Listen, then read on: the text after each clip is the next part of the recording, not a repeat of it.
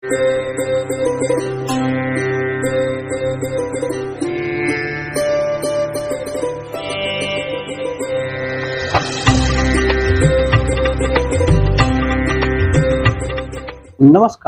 प्रिय दर्शकों, हाजिर हूं मैं। कुंडली में लक्ष्मी योग कैसे बनता है, कब बनता है और किन स्थितियों में यह लक्ष्मी योग सच में आपको लक्ष्मी प्रदायक बनाता है, इन सभी बातों पर चर्चा करने के लिए देखिए, सर्वप्रथम कुंडली में 5 प्रकार के लक्ष्मी योग बनते हैं। पहला है लक्ष्मी योग, दूसरा है महालक्ष्मी योग, तीसरा है श्री महालक्ष्मी योग, चौथा है अष्टलक्ष्मी योग और पांचवा है नव लक्ष्मी योग।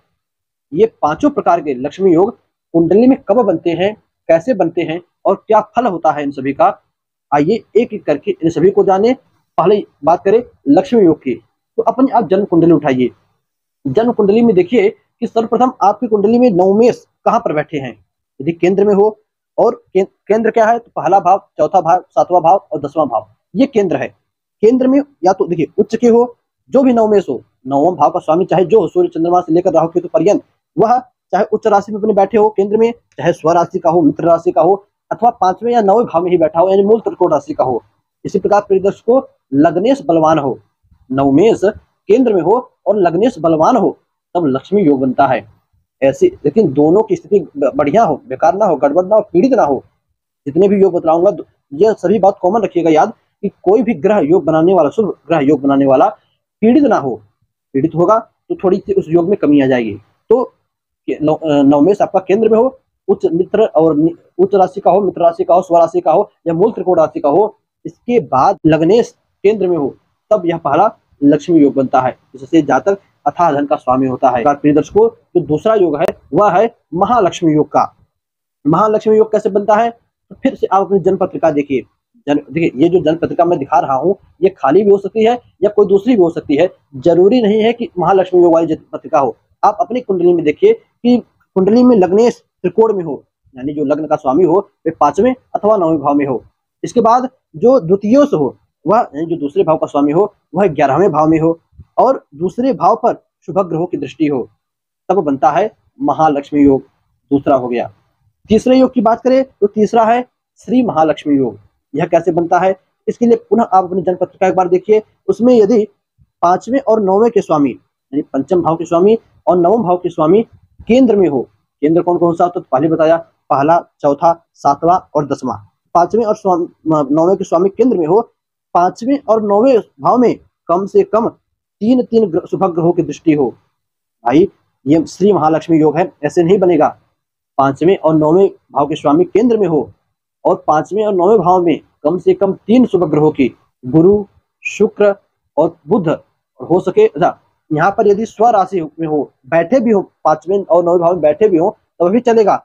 अब फिर भी दृष्टि पड़ गई और स्वयं के घर को देखे तब तो सबसे बढ़िया। अब यह शुभ ग्रहों से बना हो, शुभ ग्रहों से योग भी बने और शुभ ग्रहों की दृष्टि हो, तब श्री महालक्ष्मी योग बनता है। महाराज श्री महालक्ष्मी योग, महालक्ष्मी भी है, महा भी है और श्री भी है। सोच सकते हैं कितना बड़ा यह योग होता है। और तीसरा हो गया। बात करें चौथे योग की, चौथा है अष्टलक्ष्मी योग। यह योग कैसे बनता है, पुनः अपनी एक बार जन्म पत्रिका देखिए। जन्म पत्रिका में यदि 6वें भाव में राहु गुरु केंद्र में हो, 6वें भाव में राहु हो और गुरुदेव केंद्र में हो, किंतु बली हो, सबसे बली हो, कुंडली में ग्रहों में सबसे बली हो, राहु भी बली हो, गुरु सबसे बली हो, राहु बली हो, पाप ग्रहों की दृष्टि ना हो, शनि की दृष्टि ना हो, तब भी चलेगा।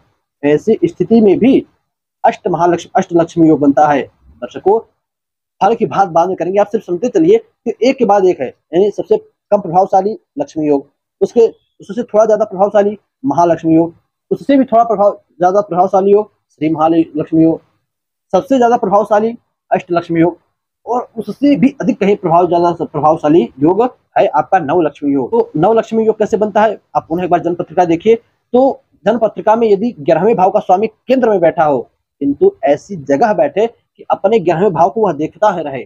यदि गुरुदेव 7वें भाव में बैठे, 11वें, मान लीजिए 11वें भाव में आपकी मीन राशि बनी है, धनु राशि बनी है, तो राशि कौन हुआ, गुरु हो गए। अब गुरु 11वें भाव का स्वामी हो गए, वे केंद्र यानी 7वें भाव में आकर बैठ गए। 7वां भाव केंद्र का है, याद रखिएगा, 7वें भाव में बैठ गए। अब वे 7वें भाव में बैठे तो हैं, केंद्र में भी बैठे हैं, किंतु देख रहे हैं वह 11वें भाव को, 11वें भाव को भी देख रहे हैं। और पहला नियम पूर्ण हुआ। कुंडली देखिए पुनः, तो 7वें भाव का स्वामी, माफ कीजिएगा 11वें भाव का स्वामी केंद्र में बैठे और अपने 11वें भाव को देखता रहे। लग्नेश भी 11वें भाव में हो और 9वें भाव का स्वामी 9वें भाव में हो, यानी लग्नेश जो होता है वह भी 11वें भाव में रहे और 9वें भाव का जो स्वामी है वह भी 9वें भाव में बैठा रहे। तब ऐसी स्थिति में नव महालक्ष्मी योग बने। प्रिय दर्शकों, लक्ष्मी योग बने तो जातक अपना जीवन बहुत बढ़िया से सुखद यापन कर सकता है, किसी प्रकार की दिक्कत नहीं। श्री महालक्ष्मी योग बने तो आप समझिए हम उसे अपर मिडिल क्लास कह सकते हैं, अपनी स्थानों शौकत सब पूरा कर सकता है। थार, महिंद्रा, स्कॉर्पियो ये सब खरीदने की हैसियत रखता है।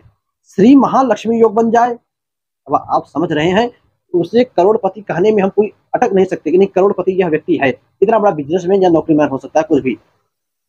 अष्ट महालक्ष्मी योग बन जाए तो हम उसे आप समझिए कोई नेता कह सकते हैं, किसी भी प्रकार का नेता, चाहे वो अभिनेता हो चाहे वो राजनेता हो, किसी भी प्रकार का हम उसे नेता कह सकते हैं।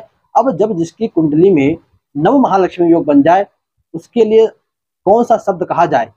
सम्राट जो होता है, चक्रवर्ती सम्राट, शायद ये शब्द भी छोटा पड़े, क्योंकि जब लक्ष्मी जी की कृपा होती है तो उनकी कृपा को कोई नाम नहीं दिया जा सकता।